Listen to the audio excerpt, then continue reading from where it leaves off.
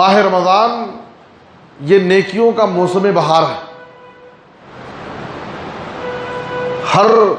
ہر ڈپارٹ والوں کا، ہر شعبے والوں کا ایک سیزن ہوتا ہے، ایک موسم ہوتا ہے. اور جب وہ موسم آتا ہے تو اس موسم سے فائدہ اٹھانے کے لیے آدمی، اس سے جڑا ہوا انسان اس کے پیچھے لگ جاتا ہے. ایک تاجر، تجارت کرنے والا، جب اس کے کمانے کا موسم آتا ہے تو اس کے پیچھے لگ جاتا ہے.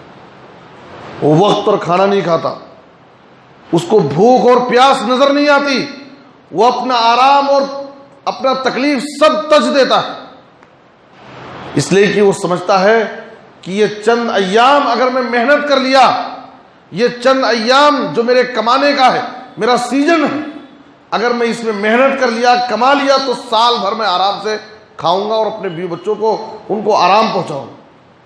یہ میرے کمانے کا موسم.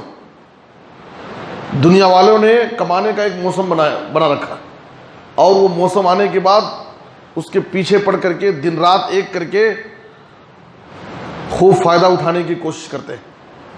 اسی طریقے سے اہل ایمان کے لیے، مومنوں کے لیے رمضان کا مہینہ یہ موسم الخیرات، نیکیوں کا موسم بہار ہے، نیکیاں کمانے کا موسم.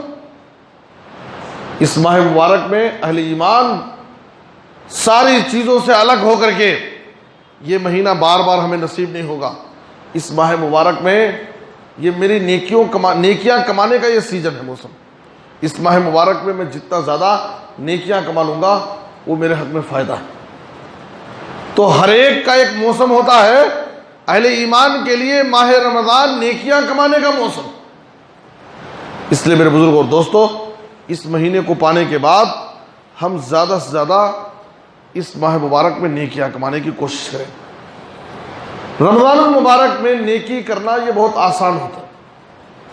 کیوں؟ اس لیے کہ اللہ تعالیٰ اس ماہ مبارک میں نیکی کے مواقع آسان بنا دیتا ہے. بہت سارے ایسی چیزیں رکھا ہے جس کی وجہ سے اس ماہ مبارک میں نیکی کرنا انسان کے لیے بہت آسان ہوتا ہے.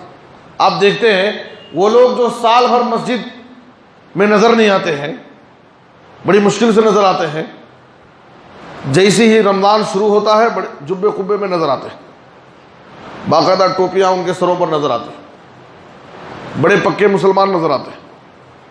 جو لوگ سال بھر میں ایک مرتبہ بھی کبھی صدقہ و خیرات نہیں کیے تھے، وہ لوگ بھی رمضان کا مہینہ آنے کے بعد جتنا ہو سکے صدقہ اور خیرات کر لیتے ہیں. کیوں؟ یہ مزاج کیوں بن جاتا ہے؟ سال بھر مسجد نہیں آئے، لیکن ماہ رمضان آتے ہی مسجد سے قریب ہو جاتے ہیں. جو نماز نہیں پڑھتے تھے، بے نمازی تھے، وہ بھی نماز پڑھنے کی کوشش کرتے ہیں. قرآن مجید کو سال بھر ہاتھ میں نہیں اٹھایا، لیکن قرآن مجید کی تلاوت کا ایک جذبہ دل میں پیدا ہو. اس لیے کہ اس ماہ مبارک میں اللہ تعالیٰ نیکی کو آسان بنا دیتا ہے. کیسے؟ آپ صلی اللہ علیہ وسلم نے کہا اذا جاء رمضان فتحت ابواب الجنہ وغلقت ابواب النار وصفدت الشیاطین. اس لیے کہ رمضان آتے ہی جنت کے دروازے کھول دیے جاتے ہیں، جہنم کے دروازے بند کر دیے جاتے ہیں، اور سرکش جنوں شیاطین کو زنجیروں میں جکڑ دیا جاتا ہے، ان کو قید کر دیا جاتا ہے تاکہ وہ لوگوں کو بہکا نہ سکیں، گناہوں کی طرف مائل نہ کر سکیں. اور آسمان سے ایک منادی اعلان کرنے والا اعلان کرتا ہے یا باغی الخیر اقبل و یا باغی الشر اقصر. اے نیکی کے متلاشی، اے بھلائی کے طلبگار، اے نیکی کمانے کی جستجو اور تڑپ رکھنے والے انسان، اگر تو نیکیاں کمانا چاہتا ہے تو نیکیوں کا موسم بہار آ گیا ہے، نیکیاں کما لے، نیکیاں کمانے کا موسم آ گیا ہے. اور اے برائی کا ارادہ رکھنے والے، تو برائی سے رک جا، اس لیے کہ مبارک مہینہ آ گیا. اگر اس ماہ مبارک میں تو گناہ کرے گا، برائی کرے گا، تو اس کی سزا بہت بڑی ہوگی. اور اللہ تعالیٰ اس ماہ مبارک کی ہر رات کو اپنے فضل و کرم سے بہت سارے جہنمیوں کو جہنم سے آزاد کر دیتا ہے. اور یہ آزادی کا پروانہ ہر رات، رمضان کی ہر رات یہ اعلان ہوتا ہے.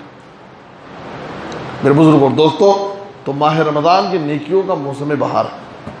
اس مہینے کو پانے کے لیے ہم اس کا استقبال کریں اور اتنا ہی پختہ ارادے کے ساتھ کہ ہم نیکیاں کمانے کا موسم آ رہا ہے، ہم کس طریقے سے اپنے آپ کو تیار کریں گے تاکہ زیادہ سے زیادہ اس ماہ مبارک میں ہم نیکیاں کما سکیں۔ ساتویں چیز، اس ماہ مبارک میں داخل ہونے سے پہلے ہمارے لیے ایک ضروری